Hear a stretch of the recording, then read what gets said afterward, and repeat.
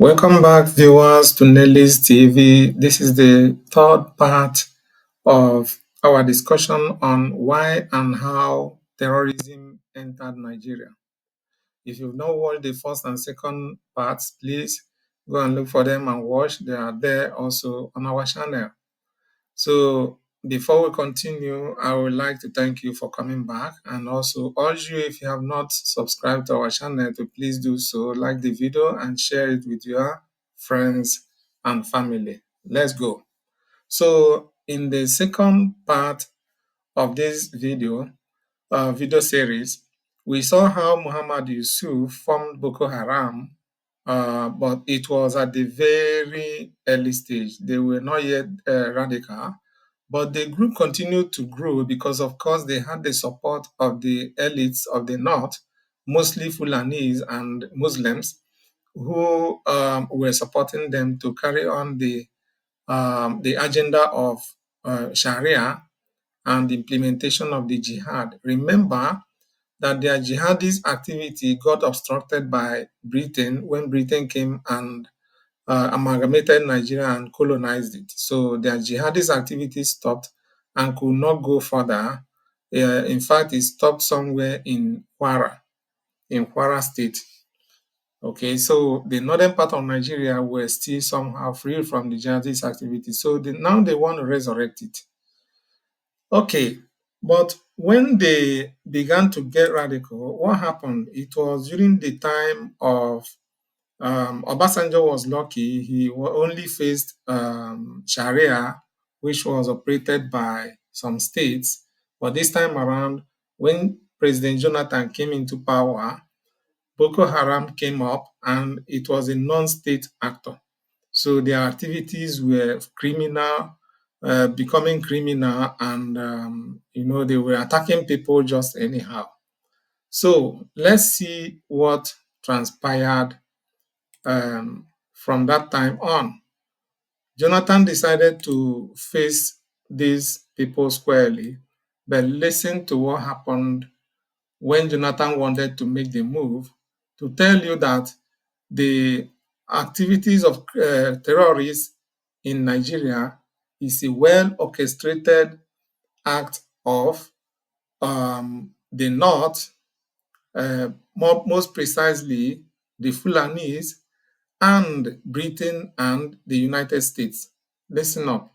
So this man you see here is a member of a private military group that Jonathan hired to help Nigeria fight the terrorists. They are experts in fighting such people.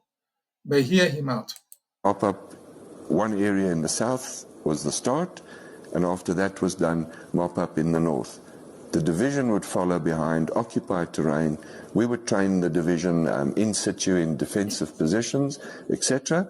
But we were never allowed to execute the entire operation. So in 1 month, we took back terrain larger than Belgium from Boko Haram. We were not allowed to finish because it came at a time when governments were in the process of changing. I think President Jonathan's government possibly saw the entire Boko Haram contract, if we call it that, almost as a last gasp in order to regain popularity. The incoming president, President Buhari, was heavily supported by a foreign government. Did you hear that? So Jonathan was about leaving office, and the incoming government, President Buhari, was seriously supported by foreign government. And one of the first missions was to terminate our contract. The first mission was to terminate the appointment that Jonathan gave to these people to wipe away Boko Haram. Could you name that foreign government? Yes, we were told it was the United States, and they had actually funded President Buhari's campaign. Did you hear that? United States funded Buhari's campaign. So who brought Buhari into power? United States.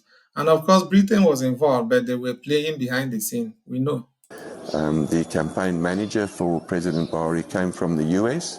And I'm not saying that the United States is bad. I understand foreign interests. But I would have thought that a threat such as Boko Haram on the integrity of the state of Nigeria ought to be actually a priority. It wasn't. So that was it. They wanted to stop the fight against Boko Haram because they had an interest, they had an agenda. And the agenda is what we have been talking about, to subdue the people, keep them uncomfortable, cause crisis, and use that opportunity to steal their resources without them paying attention. Why do you think the U.S. would intervene to abort such operation? Again, I can't answer that. I think that the US can answer, but what I've come to realize, that is when a government's foreign interests clash with the state's own domestic interests, conflict is bound to ensue. And those conflicts usually just continue with no end. And we can look at all the conflicts in Africa where foreign forces have come in, they've prolonged those conflicts, they haven't ended those conflicts. Anywhere you see prolonged conflict, foreign actors are involved. And the amount of money and manpower and equipment thrown at those conflicts says to me that something is wrong if no end result is achieved. And surely that end result should be to end the conflict and establish a basis for negotiations, come to an agreement, and then re-establish governance. Okay, so you had that. They are there to cause conflicts. Now, to support what this man said, that they were halted in their project somewhere along the line, I'm going to play this next clip to us. Just watch out and listen up. This is a member of House of Representative of Nigeria, currently serving. He was a member of House of Assembly of his state when that contract we just watched the man explain, was given under Jonathan's regime. He was in the House of Assembly of his state. Now he's a House of Rep member. Listen to what he has to say. But you cannot just sit down watching them to do whatever they feel like doing simply because they are professionals. You cannot talk to them. So he's talking to the military, that is, say they are professionals, so they don't take anybody's advice. Give them target. During Jonathan, we brought mercenaries. They were about to finish Boko Haram. But because of our complacency and personal aggrandizement and personal interest, we asked them to go back. We asked them to go back, confirming what the other man said. Listen. And we are still battling with the issue. I was in Borno State as a member of a state House of Assembly when the mercenaries were in Borno. There were less than 30. They operate in a place like this. Everybody with a laptop before him, observing what is happening in the bush. The moment they discovered an enclave, they will be able to identify how many weapons do they have, what kind of weapons are they using, how many AK-47 do they have, how many explosives do they have. They will take only 3 or 4 people in a chopper, go and clear everything. They will snap pictures before clearing them and bring back exhibit. So you had that. These guys were working very seriously, eliminating Boko Haram, but the northern elites and, of course, foreign governments like UK and US saw that their aim and objective of subduing the rest of the people was not going to be met if Boko Haram was eliminated, forced Jonathan to stop the contract. We were about to finish it. And because of interest, personal interest, that if we allow mercenaries to finish this thing, we are not going to get anything. You see, they have interest, so they had to stop the contract of eliminating Boko Haram. So as a result, Boko Haram continued to grow wide and fester more and more and more and more. So does it now make sense to you why this guy made such comments as this? See him. You know him. This is Vanguard newspaper. Boko Haram names Buhari, 5 others as mediators. When Jonathan wanted to talk with Boko Haram, and he told them, I don't know you people, you don't have face, you don't have any representative, who will represent you? They mentioned Buhari. By then, Buhari was not yet the president of Nigeria. Read this one, Meduguri. Leadership of Jama'atu Ali Sunnah leader Awati Wa Jihad, also called Boko Haram, has named the former head of state and presidential candidate of Congress for Progressive Change (CPC), General Muhammadu Buhari retired, among 6 prominent Northerners, so all of them were Northerners, to mediate between the group and the federal government. So it is their business, the business of the North, to continue to terrorize every other person in that space called Nigeria. Listen also to this very one. This is Doyin Okupe. He's a notable politician in Nigeria. His name is Doyin Okupe. Listen here. He was talking in Channels TV. He didn't hide it.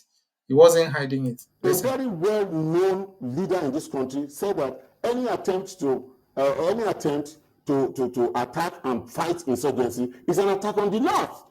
So, when you have such huge political considerations, there are difficulties. I mean, Buhari said that in the newspaper. General Buhari said that any attack on Boko Haram is an attack on the North. So, good. So, did you hear that? Any attack on Boko Haram is an attack on the North, which means Boko Haram is a property of the North, and precisely Fulani, because what do you call him? Buhari is Fulani. So let's continue. Now, when they tell you that America influenced the election of Buhari, I want to prove it to you, and for you to know that these people are involved in the insecurity going on in Nigeria today. Listen to this, watch and listen. This man they are interviewing here he was rather a member of the of the military intelligence of Nigeria. He worked under several presidents, including Buhari himself. And so they had so much trust in Buhari, and then thought that Buhari will fight Boko Haram. All right. So because of that, they went every length to see how they could install Buhari. So this time around, when you think that your vote counts in Nigeria, you are just dreaming. Listen up and hear what he has to say. I was in Harvard in 2014, in December, when the Department of State Services and CIA and others were contemplating about Buhari and other aspirants. Did you hear that? CIA is Central Intelligence Agency of the United States, not Nigeria. They were there contemplating on who will become the president of Nigeria. Can you imagine? So is Nigeria really a country or other people's property? Recently, we had the same CIA tell us that the current president, Tinubu, is an asset of the CIA.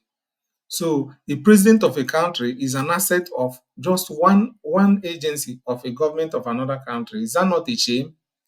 And people keep bragging that Nigeria is a country. Look at them. They were in Harvard considering who will be the president of Nigeria. In Harvard, United States. I know what we did to convince the American government that the only person that can come and put this country right is Buhari. That was before the Lagos, APC, before they chose within. Right. Okay. So even before APC of Nigeria chose their flag bearer, they had already decided who would be the Nigerian president in America. And Nigeria is a country, it's supposed to be a country. That's where they took the decision. So after taking the decision, they will come back and tell you to go and vote. And you go and vote because you don't have your senses up and running. Here, we make things clear to you and make you to use your senses to reason. Listen to Jonathan himself. Nnamdi Kanu, on the eve of the election that saw Jonathan out of office, Nnamdi Kanu said in his broadcast that Jonathan was under pressure to leave office. It sounded like one of those things that people say that Nnamdi Kanu talks a lot. He talks too much, he blabs. But hear Jonathan here.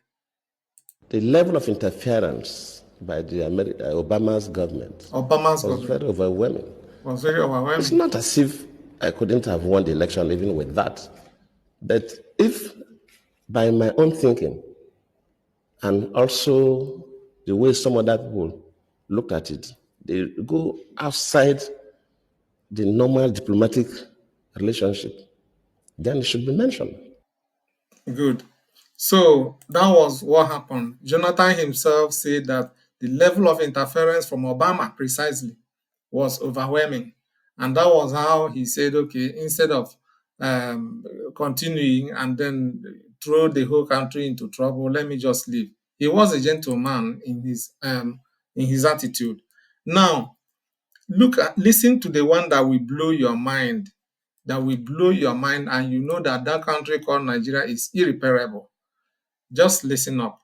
It's a long one. I will try to play it as far as we can go, but not all of them because it's up to 15 minutes and 40 seconds. But it is very important you listen. So as I started thinking about this, I remembered the narratives offered by Kawu Baraje, former national secretary, I believe, of the APC. This is reported in Business Day of the 2nd of August, 2022. Okay. Baraje was speaking at the occasion of his 70th birthday. 2nd of August 2022, Kawu Baraje was doing his 70th birthday, and he made some confessions because probably he was looking at himself that he was getting old, so he needed to say the truth before he meets his creator. And he said on record that in the lead up to the 2015 election, they, as the APC, imported Fulanis from Sierra Leone, from Mali, from Senegal, from Niger, and from Chad. Did you hear that? They imported Fulanis, and he was very specific. Fulanis. This thing is on a daily, a national daily, so it's not a rumor. It is true. He said it, and when he said it, it went viral. But APC never did anything. They didn't challenge him even. He said it. He was very specific. He did not mention any other ethnic nationality. He spoke specifically of the Fulani. He said they imported Fulanis from Sierra Leone, Mali, Senegal, Niger, and Chad. I'm not sure if we had influxes from Equatorial Guinea or if the ones in other parts were equally invited, but it was specific. So you heard that they imported these terrorists into Nigeria, and they were, the people doing this thing was the same Buhari and his colleagues. This same Buhari, we have heard that he said that any attack on the terrorists is an attack on the North. So it is their agenda, and the US knew that these people were doing this thing. Of course, as we heard from the other video, it was US that funded Buhari's campaign.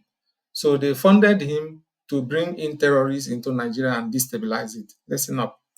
In 2015, a rabid Fulani redentist and a Muslim fanatic was elected president of Nigeria. That was Buhari. Baraje was very, very clear in also saying that the people they invited, they also harmed. They were armed. Let me repeat myself. Go to the Business Day newspaper of August 2, 2022. I am quoting Kawu Baraje. He was part of the foundation of the APC. He was the factional chairman of the breakaway PDP that was part of the foundation of the APC. So you cannot hear it for yourself. The person being mentioned there is not a small boy. He's a very notable politician in Nigeria. There are recorded confessions on TikTok, on YouTube, almost every social media platform. You'll find Fulani people telling you. There's one particular one I watched myself where the guy was like, look, AK-47, that they don't use it to shepherd their cows, that these were given to them. He was specific in saying that. Yeah, because they carry AK-47 about. So what do you do with the AK-47 when you are rearing your cow? The usual thing they use to rear their cow is stick. But now they carry weapon, very high-level machine guns. On record. A friend shared a story with me, and I think he also posted these on social media. Is she rather, a farmer. And she recounted how she was farming somewhere in Oyo State, somewhere around Afigio. I went to school in Fiditi, which incidentally is my mother's village, for those idiots who are saying my mother is Igbo or this. Anyways, in Afigio, So they were sometimes they try to bash on Dele Farotimi. This man is called Dele Farotimi. He's always speaking positively. So because he speaks positively, some people say his father or his mother is from Igbo. You see, that is the division. And when you tell them, since you don't like Igbos, allow them to break out of Nigeria. They say, no, they should not go anywhere. We must remain together. But you hate them. This is a set of people who don't know exactly what they want. Joe, if you know Fiditi and his axis, you know that is on the road to Oyo after it's between Oyo and Ibadan. So that's deep in the heartlands of Yoruba land. And this woman says that immediately after the harvest season, the Fulanis would come. These are Fulanis who have lived in the community for decades. They will come, graze their cattle. In grazing their cattle, the droppings from the cattle would help to fertilize the field. The hooves will break the soil, and it was a mutually beneficial relationship. And these Fulanis would help, and they would give them fura and wara, and people had a mutually beneficial relationship. Well, they didn't understand, because what these people do, what these Fulani criminals do is, when they first come to your community, they will pretend to be peaceful. But as they are doing it, their eyes are still there. Their primary aim is to subdue the people, the community that harbors them. And they will begin to invite their criminal brothers and sisters to come in with guns. You will not know. So you will think they are peaceful, but they are going to turn against you one day and begin to use dangerous weapons on you. So they are never peaceful. They are just pretentious. They call it takia in Islam. Takia. Takia is a way of deceiving people. If you are able to deceive people and take advantage of them, you are free. It is allowed in Islam. They are criminals. And when the cows grazed on people's farm, there was also a key, easy way of fixing the problems. They will pay reparations. They had peaceful coexistence. And then this woman told me that after a point, the leader of the local Fulani who would graze on her fields came to her to say, look, I'm leaving. There are some new Fulanis in the environment. I cannot coexist with them. And the man left with his family, somebody who had lived in the neighborhood well in excess of 20-30. Well, maybe that one is a sensible one, or he has noticed that they are about to execute their real main mission, and maybe he doesn't want to be noticed, because he has lived there. They know him very well. So if things begin to happen, he will easily be noticed, and maybe the community will get him down and deal with him. So he just quietly gave way for the real criminals they have invited to take over. They are the same thing. Yes. He left with his family. And not long after, there was this new influx of Fulani people who wouldn't even hear any language and were never ready to discuss peace. Every little infraction turned into fights. And these ones were acting more like conquerors than neighbors. Yeah. She abandoned her farm. This story is over 10 years old. I used to farm, and I had farms. So that was how the lady stopped farming. And what is it leading to? Hunger, poverty, starvation. In Ijebubo, for those of you who are familiar with Ijebubo, I had farms in Telupomi and Abude, just behind Akoje Farm Settlement. I had cocoa farms running into tens of acres. I was forced to abandon my farm over 10 years ago because of... You heard that? Let me fast forward it, and there is a place I would like him to say something. The victims have been treated as cows, or even worse, by those herding cows, slaughtered less reverently than they would have slaughtered cows. I see pictures coming out of Bokos. Let me go further. Of the APC. This is not just about Tinubu. It's not just Tinubu. It's the APC. Everyone, and when I say APC, a lot of those who are responsible for this have left APC today. They've gone back to their PDP, or they've gone to the SDP, like that short monkey from Kaduna. Where are they today? All over. So essentially, this has been done with the sanction of the political class. Yeah. Nigeria is under attack. Let's be clear. Let us be clear. This is a state-sponsored war of conquest against the... Did you hear that? This is a state-sponsored war of conquest Nigerian people against the Nigerian by foreign Fulanis brought into this country by the APC. By the APC. That is the gospel truth, the stubborn truth. And the sooner we all wrap our brains around this and begin to demand that the APC and the government, whether you're APC, whether you're PDP, it doesn't even matter. If you're in a position where you are meant to be the protector of the people because you are functionaries of the state, whose first duty is the protection of the people, it shouldn't matter where this threat is coming from, who brought it in. The reality is that Nigeria is in the grip of a war of conquest. The state is failing. It is failing horribly. At a time when the state is under attack by persons brought into the country by those who are governing the country today, the president is away on holiday. The director of the DSS is telling us that we are the ones who protect ourselves. Okay. Jackson, who fought back in self-defense because his life was in imminent threat, not just threat, he was already stabbed, overpowered his attacker and stabbed back, and our Supreme Court sentenced him to death. Okay. So, viewers, that's the much we can go on this video because our time is going. So you could hear him there. The terrorism going on in Nigeria is state-sponsored. This is one of the things you should know. It is the government that is sponsoring it, and they are defending the terrorists. You heard what he said lately. The last thing he said, a farmer went to farm in Taraba State and was attacked by a terrorist, and the terrorist stabbed him all over, and he was able to overpower the terrorist and stabbed him back.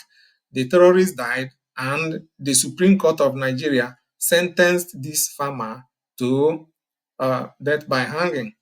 So who is sponsoring the terrorism going on in Nigeria? Who is the cause? Who is behind it? It is the government of Nigeria under the watchful eyes of Britain and US, and they are using Fulani as their foot soldiers to execute these nefarious plans and activities. It is evil. And I want to use this opportunity to call on everybody listening to me, more especially if you are from Nigeria, and more especially even if you are from Igbo. Begin to think of Biafra. Begin to think of separating out of that contraption called Nigeria, because it's not for you. What they are trying to do is to equip their Fulani criminals, terrorists, to come and invade your community. Right now, Igbo communities are beginning to be invaded by these Fulani terrorists, and our criminal and evil and gluttonous and greedy politicians are busy collecting money and listening, obeying the Fulani instructions just to make sure they remain politically relevant, because they want to continue to remain in power. So they tell them that, hey, look, don't fight the Fulanis so that we give you second tenure. And they agree. So that's why our governors are keeping quiet and Fulanis are invading. But we are not going to continue to allow this. So those of you who think that IPOB is your problem, Biafra freedom agitators are your problem, you don't know your problem. You don't know what's going on. And that's why we are here to enlighten you. Your problem are your politicians who are giving room for terrorists to come into your community and invade and massacre you people. Today, who is massacring people? It is the terrorists, not the agitators. So we are here for Biafra. We are here to separate from Nigeria, because Nigeria is an evil contraption and can never work. So that's the much we can go in today's video. And that concludes the series on how and why terrorism entered Nigeria. If you have watched up to this point, thank you very much. And may you please remember to subscribe, like, and share, and come back for more videos. Thank you once again, and bye for now.